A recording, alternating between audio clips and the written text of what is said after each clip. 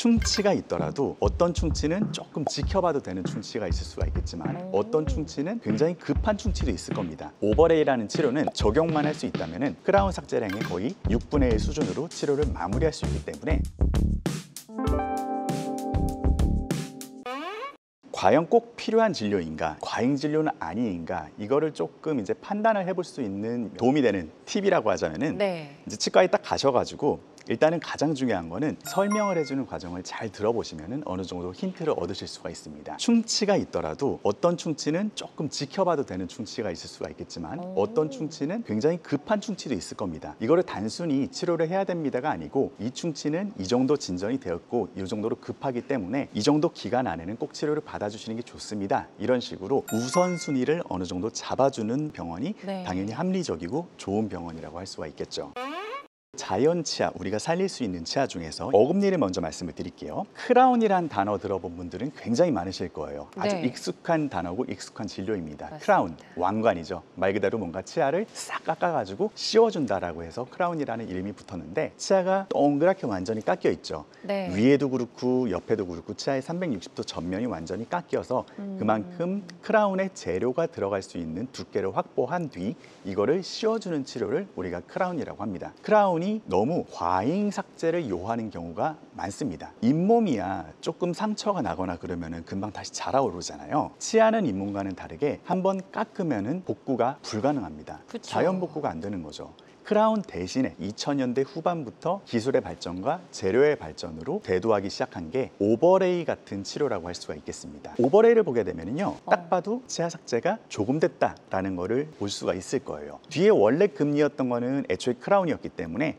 다시 한번 크라운으로 해준 거고 그 앞에 치아는 오버레이로 마무리를 한 것입니다. 위에서 보면은 거의 비슷비슷합니다. 하지만 치아를 삭제를 하고 난 뒤에 사진을 보게 되면은 굉장히 치아 차이가 큰 거를 보실 수가 있죠. 오버레이라는 치료는 적용만 할 수 있다면 크라운 삭제량의 거의 6분의 1 수준으로 치료를 마무리할 수 있기 때문에 어금니의 수명을 많이 증진을 시켜줄 수가 있습니다.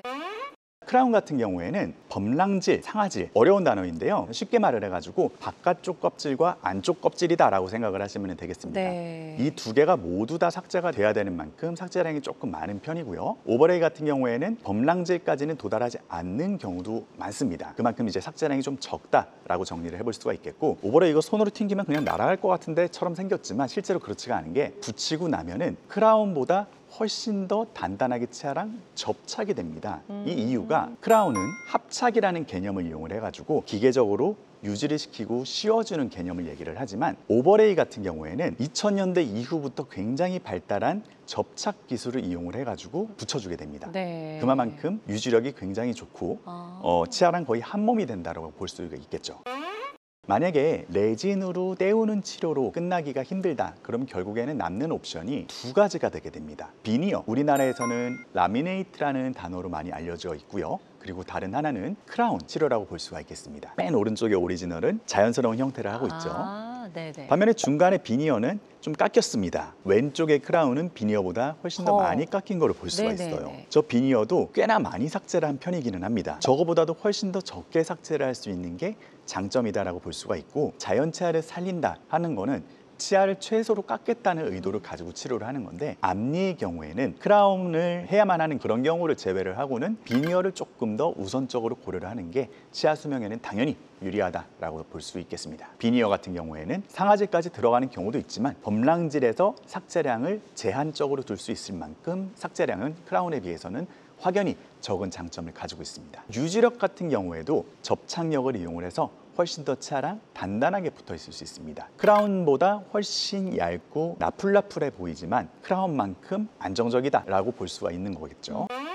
상실된 치아를 가장 자연 치아와 유사하게 복구하는 방법은 임플란트가 좋은 방법입니다. 치아가 하나 빠졌다, 두 개 빠졌다 이런 케이스라기보다는 치아가 이제 전체적으로 이제 많이 빠진 경우 무치아기라고 하는 케이스에서 적용을 할 수 있는 그림인데, 틀니를 끼는 방법이 이제 첫 번째 옵션이 될 수가 있겠고요. 두 번째로는 전체 임플란트라고 해가지고 치아와 전체적인 악궁을 임플란트와 임플란트 위에 보철물을 이용을 해서 회복하는 두 가지 방법을 비교한 그림이다라고 보시면 되겠습니다. 임플란트 같은 경우에는 뼈에다가 매립을 시켜서 뼈에서 힘을 튼튼하게 얻게 됩니다. 반면에 틀니 같은 경우에는 잇몸에서 지지를 받는 구조가 되는 거죠. 임플란트 같은 경우에는 수명이 잘만 관리하면은 20년, 40년 쓰시는 분들도 계십니다. 임플란트가 정말 교과서적으로 잘 되었고, 그리고 환자분들도 관리를 잘 해주시고 전신질환 같은 게 없다면은 거의 반영구적으로 잘 관리하면서 자연치아처럼 쓰실 수가 있습니다. 틀니 같은 경우에는 잇몸에서 지지를 받는다고 했어요. 잇몸이라든지 뼈 같은 경우에는 힘을 많이 받게 되면은 그대로 녹아내립니다. 틀니를 맨 처음에 만들어 놓은 것과는 다르게 잇몸과 뼈의 모양이 변하기 때문에 주기적으로 계속 고쳐주거나 새로 만들거나 이런 작업이 필요하게 되는 거죠. 임플란트의 최대 단점은 치료 기간이 틀니보다는 조금 길 수밖에 없다라는 겁니다. 티타늄이라는 재료는 한 가지 굉장히 특이한 특성을 가지고 있습니다. 우리 몸의 뼈세포와 완전히 융합이 된다는 특성인데요. 그렇기 때문에 우리 뼈와 티타늄이 연결되는 골융합 과정을 기다려야만 하고, 이것 때문에 보통 몇 달이 걸리게 됩니다. 반면에 틀니 같은 경우에는 본뜨고 만들어지면 바로 착용을 할 수 있다는 장점은 있겠죠. 착용감 면에서는 임플란트가 압도적으로 이물감이 적을 거고요. 자연치아와 굉장히 비슷한 임플란트가 훨씬 더 관리하기가 쉬운 게 사실입니다.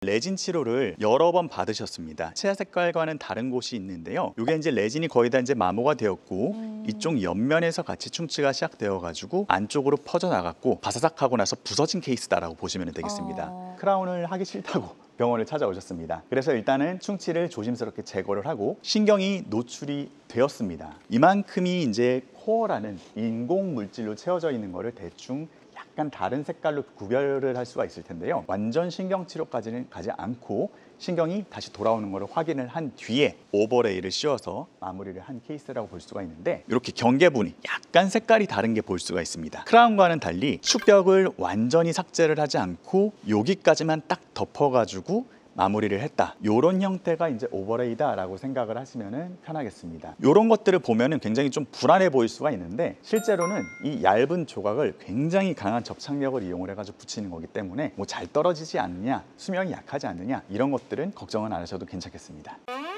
윗턱에는 치아가 하나도 없었고요. 아래턱에는 치아가 조금 남아 있었지만 살릴 수 있는 상태의 치아는 없었습니다. 아래쪽에 이제 치아가 남아 있지만 이 치아가 브릿지로 걸려 있는 상태였고, 손으로 이제 만지면은 그냥 다 흔들리는 상태셨어요.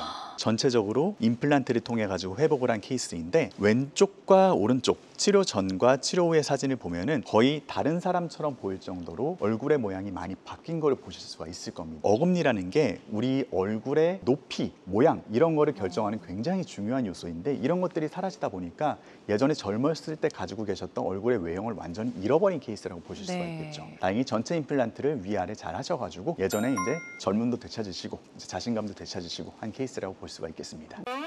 결국에는 가장 중요한 거는 진단입니다. 내가 왜 치아가 이렇게 됐는지, 어떤 옵션을 통해 가지고 치료를 하고 복구를 할 수 있는지, 이런 것들이 가장 선행이 되어야 하고요. 그리고 치아를 빼야 하는지 이거를 살려야 하는지, 그게 이제 구별하는 척도가 되는 거는 치아 자체가 아니고 뿌리의 건전성, 그 다음에 치아를 잡아주는 치주의 건전성이라고 말씀을 드렸습니다. 치아가 멀쩡해 보이더라도 아프고 흔들린다 그러면은 반드시 근처의 병원을 찾아가셔가지고 진단을 먼저 잘 받아보시기를 추천드립니다.